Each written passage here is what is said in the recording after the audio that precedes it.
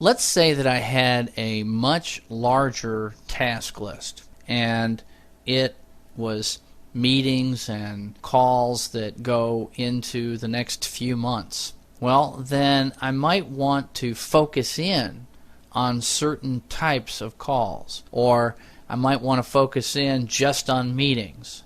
In that case, I would use the filters. And as you can see, we can see the filters. The different types of filters that are available to us are dates, types, and priorities. And we can see that the filters are listed here. Now if I click on hide filters, then you'll see that they go away. The only advantage of that is that it gives me a little bit more space to work with. But other than that, really, most of the time I want to see the filters. So I'm going to click on show filters, and then on the different types of filters I have a drop down box. So for example, for dates, we default to all dates, but I can click on the drop down and I can say I just want to see today, or I just want to see past events or future events, or today and future, or tomorrow, or last week, or last month, or the current week, or the current month, or next week, or next month, or I could even do a custom. If I click on custom, then I can choose when I want it to be from and when I want it to be to. And I can put that information in, or I could just select it on the calendar. So in this case I'm selecting it to be from 3/14 to 4/1. It's just that simple. So it's very easy to set what we want these ranges to be. And again, it's only important if I've got a huge task list that I'm working with, and I'm working with task list view. Now another type of filter that I can use is types. And types have to do with what type of activity.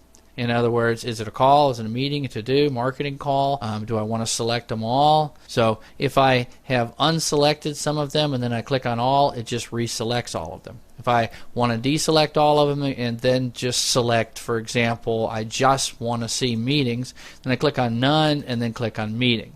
So it just depends on how you want to use this. So we can set what we want to see. In this case I'm going to put it back to all, just for illustration purposes for in a minute. So the third type of filter that we can use is priorities. And as we said, priorities are high, medium, and low. But again, do I want to show them all? Do I want to show none of them? If I want to show none of them, then what am I going to get?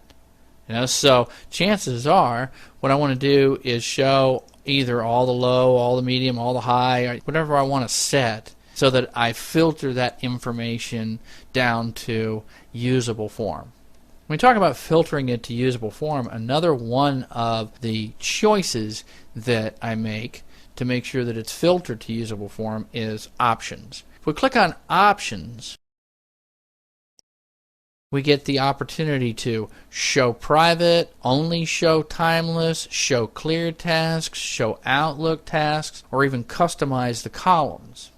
To illustrate what happens if I show all of the cleared tasks, and the reason I don't usually show all of the cleared tasks is if I click on show cleared task, look at all that. See, all that wasn't there before. Now I could narrow it down.